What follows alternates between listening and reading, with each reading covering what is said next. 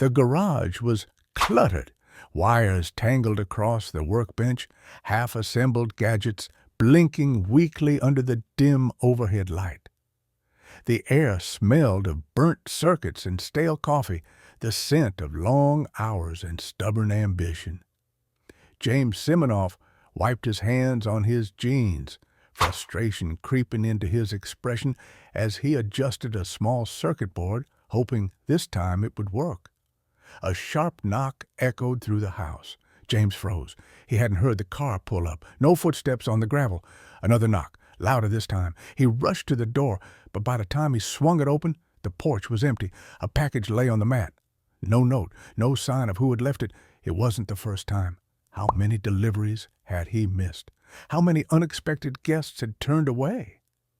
The thought nagged at him.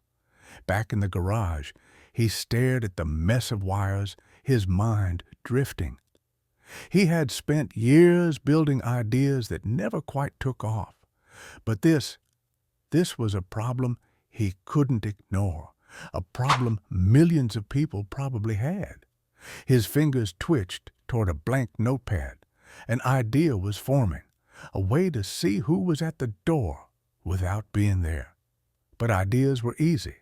Execution was everything, and he had no idea what this one would cost him.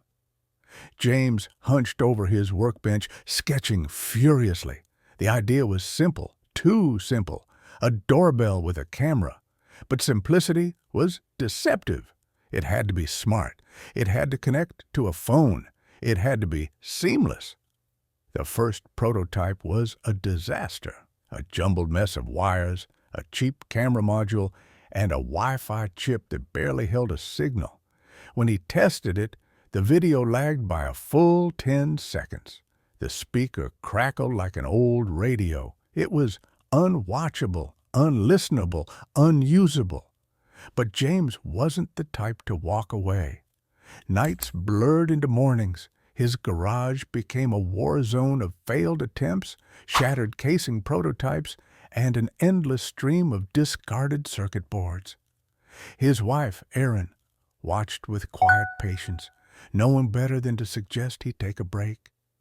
Then, one evening, after what felt like the 100th tweak, it worked. The image wasn't perfect, but it was live. The audio wasn't crystal clear, but it was instant. For the first time, he stood in the garage, phone in hand, and saw himself on the tiny screen, staring back from the doorbell's camera. He exhaled. It wasn't just a doorbell. It was a window, a connection, a layer of security that never existed before.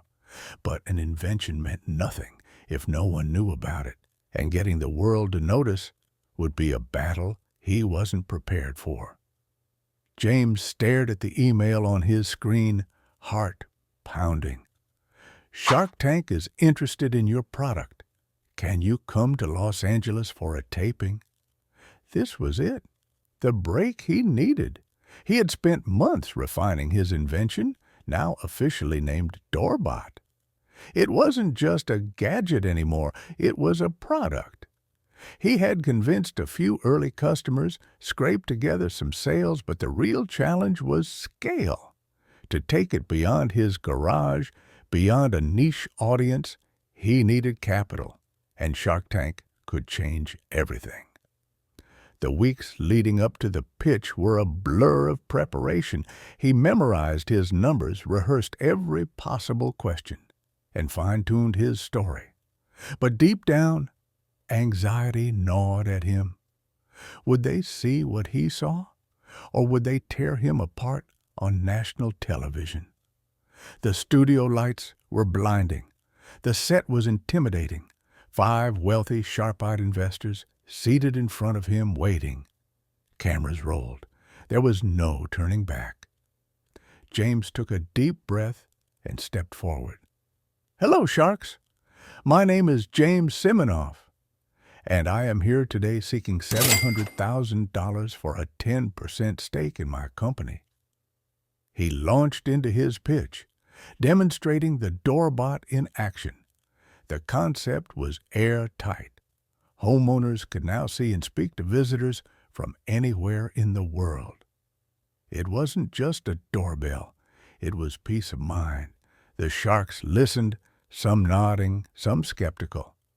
Kevin O'Leary leaned forward. "You have sales?" James straightened his shoulders. "Yes, over $1 million in the last 9 months. A flicker of interest crossed their faces, but interest wasn't enough. Then came the questions, the manufacturing costs, the margins, the marketing strategy, the competitors. Shark after shark dropped out, each finding a reason to pass. Some liked the product but didn't believe in the business. Some didn't think the market was big enough. Then O'Leary made an offer, but the terms were brutal. James hesitated. His mind raced. He had come here to win, but this wasn't a win. He took a deep breath. "Thank you, Kevin, but I'm going to have to decline." Silence. The room felt heavier as he turned and walked off the stage. No deal dot, no investment dot, no lifeline. The camera stopped rolling. He exhaled, rubbing his forehead. He had just lost his biggest opportunity, or so he thought. The door shut behind him. The cameras were off. The lights dimmed. James Siminoff had just walked away from Shark Tank with nothing. No deal, no funding, no boost from the biggest platform an entrepreneur could ask for. Back in his hotel room, he sat on the edge of the bed, staring at his phone. Messages from friends and family poured in, words of encouragement, words of disbelief. They missed out. Your idea is too good to fail. Forget them. Keep going. But James wasn't sure. He had bet everything on this. And now he was walking away with the same problem he came in with. He needed money, and he didn't have it. The episode aired a few months later. He watched himself on TV, reliving every second of the rejection. But then something unexpected happened. His inbox flooded with emails. Social media blew up. Viewers, ordinary people, not investors, saw something in Doorbot that the Sharks had missed. They wanted it. Sales skyrocketed overnight. Not just a small boost, a massive one. Within weeks, thousands of units were sold. Suddenly, James wasn't just trying to prove his product worked. He was struggling to keep up with demand. Investors, real investors, took notice. Calls started coming in. Meetings were set up. People who had ignored him before were now listening. And that's when he made a decision. Doorbot wasn't enough. It was just a name, just a gadget. But what he was building, it was bigger than that. It wasn't just about answering the door. It was about security, peace of mind, a smarter home. So he rebranded. Doorbot was no more. The new name, Ring, James Siminoff, stood in his garage again. But this time, it wasn't just a workshop. It was the headquarters of a company that had momentum. The failure on Shark Tank had become the best thing that ever happened to him. Sales surged. Interest grew. Investors started calling. But James wasn't just looking for money. He was looking for believers, people who saw the vision. That's when the call came, a voice on the other end, confident, curious. "I like what you're doing. I want in." It was Richard Branson, one of the most successful entrepreneurs in the world, was offering to invest in Ring. Not because it had been on TV, not because it had gone viral, but because he believed in it. With new funding, Ring exploded. The product line expanded. Security cameras, floodlight cameras, smart alarms. James wasn't just selling doorbells anymore. He was selling a new way to protect homes. Everywhere he looked, competitors tried to catch up. Tech giants were circling. But none of that mattered, because Ring was everywhere. Then, one day, another phone call, a different voice. "We should talk. I think we can do something big together." James leaned forward, gripping the phone. The caller? Amazon. James Siminoff sat in a high-rise conference room staring at the faces across the table. Amazon. One of the biggest companies in the world was interested in Ring, not as a customer, not as an investor, as an acquisition. James had built Ring from nothing, just an idea in a garage, a rejected pitch on Shark Tank, a company that refused to die. Now it had become a household name, a leader in home security. But this was the moment. Amazon had been watching. They saw what Shark Tank didn't. They saw what the early investors hesitated to believe. Smart home technology was the future, and Ring was the missing piece. The offer? Over $1 billion. James took a deep breath. He thought about the nights in the garage, the rejections, the failures, the risks.